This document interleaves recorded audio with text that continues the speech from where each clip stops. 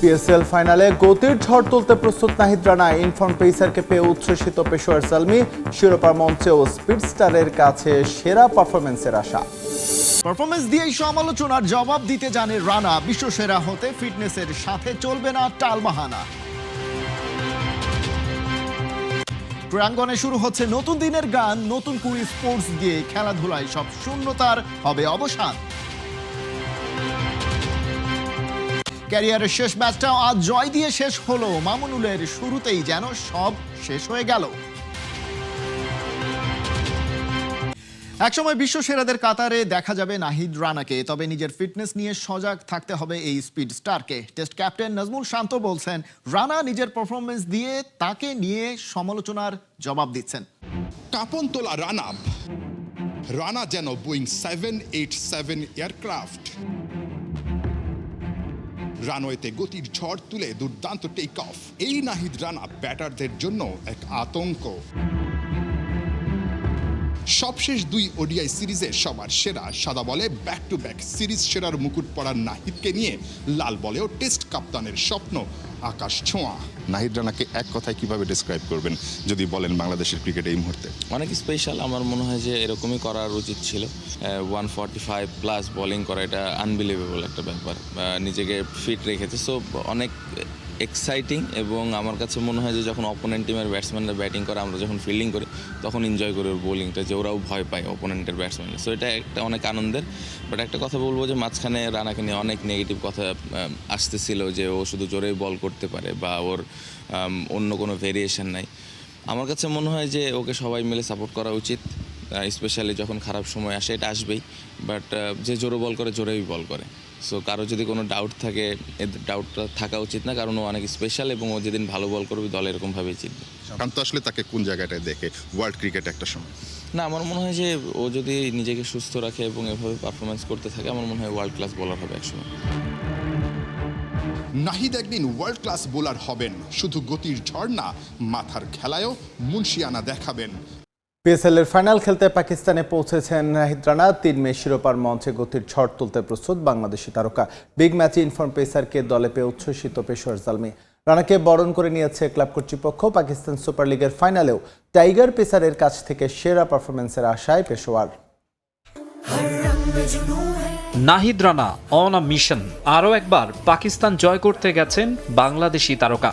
বিদ্যুৎ গতিতে বোলিং করে পিএসএল এর সব আলো কেড়ে নিতে গেছেন প্রতিপক্ষের বুকে কাঁপন ধরাতে। আর এবার মঞ্চটা ফাইনাল। প্রথমবারের মতো পাকিস্তান সুপার লিগে অংশ নিয়েই বাজিমাত করেছেন নাহিদ রানা। অগ্নিঝরা বোলিংয়ে ব্যাটসম্যানদের নাচিয়ে ছেড়েছেন টাইগার পেসার। পঞ্চগড় এক্সপ্রেসের ঘন্টায় 150 কিলোমিটার স্পিডের ডেলিভারি, ডেডলি বাউন্সার ইয়র্কারে রীতিমতো খাবি খেয়েছেন নামি দামি ব্যাটাররা। 4 ম্যাচে 5.42 ইকোনমিতে নিয়েছেন 7 উইকেট। পাকিস্তানি কিংবদন্তি ক্রিকেটাররা প্রশংসায় পঞ্চমুখ ছিলেন তার। উপভোগ করেছেন সেদেশের দর্শকরাও। তাই ন্যাশনাল টিম ডিউটিতে যোগ দিতে দেশে ফিরে আসায় বেশ হতাশ ছিলেন তারা।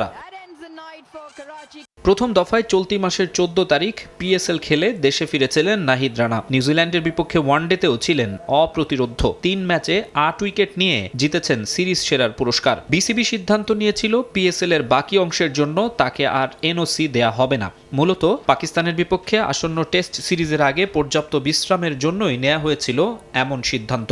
তবে পেশোয়ার জালমির অনুরোধে ফ্র্যাঞ্চাইজি লিগের ফাইনালে অংশগ্রহণের গুরুত্ব বিবেচনায় তরুণ এই পেসারকে আবারও পিএসএল ফাইনালে খেলার জন্য এনওসি দেয় বোর্ড, যার জন্য বিসিবি সভাপতি তামিম ইকবালকে ধন্যবাদ জানিয়ে বার্তা দিয়েছেন জালমির মালিক। শিরোপা জয়ের স্বাদ নিয়েই দেশে ফিরতে চাইবেন নাহিদ। পিএসএল সুপারস্টার এসেই যোগ দেবেন পাকিস্তানের বিপক্ষে টেস্ট সিরিজের দলে। একজন দুইজন নয়, এক হালি আগ্রাসী পেসার নিয়ে ওডিআই ক্রিকেটে রাজ করছে বাংলা। প্রধান নির্বাচক হাবিবুল বাশার সুমন বলছেন, বিশ্ব ক্রিকেটে সেরা যদি নাও হয়, টপ 3তেই থাকবে বাংলার পেস অ্যাটাক। মুস্তাফিজ, নাহিদ, তাসকিন ও শরীফুলকে নিয়ে আগামী বিশ্বকাপে বড় স্বপ্নই দেখছে নির্বাচক কমিটি।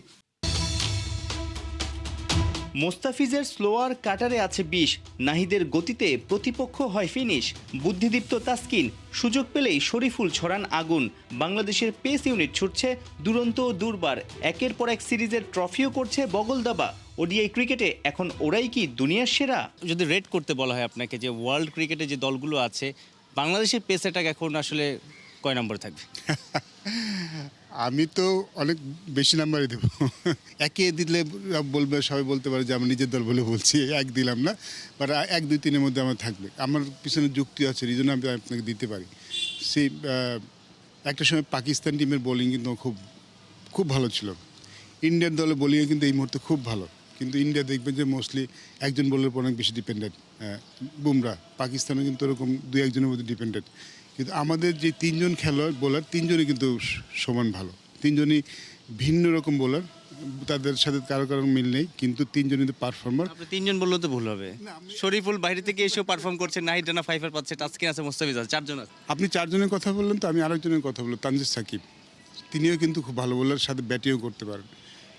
হাসান মাহমুদ মতো বোলার কিন্তু এখন দলে আসার জন্য কষ্ট করছেন। তো সব মিলে এই জন্য বলছি আমাদের বোলিংটা একটা ডেফিনেটলি ওয়ার্ল্ডের মধ্যে অন্যতম সেটা বলতে পারে না। টপ 2-3 আমি তাই দিব।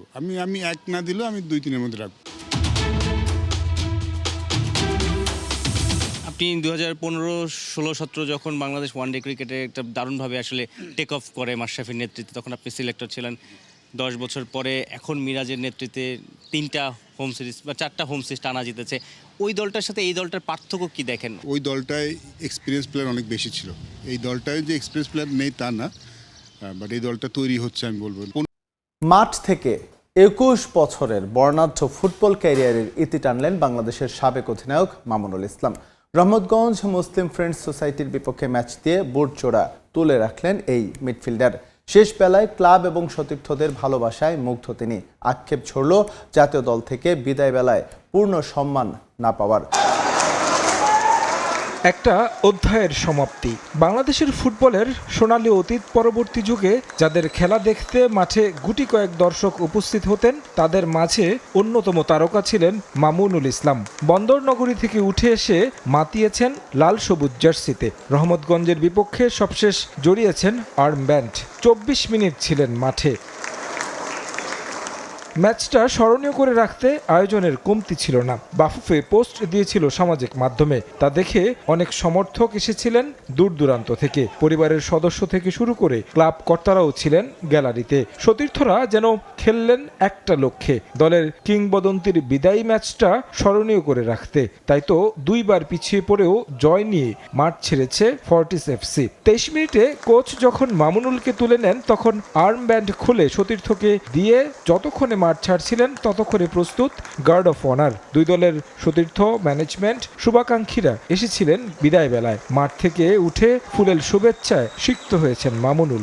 পিএসএল এর ফাইনাল খেলতে পাকিস্তান পৌঁছে গেল নাহিদ রানা।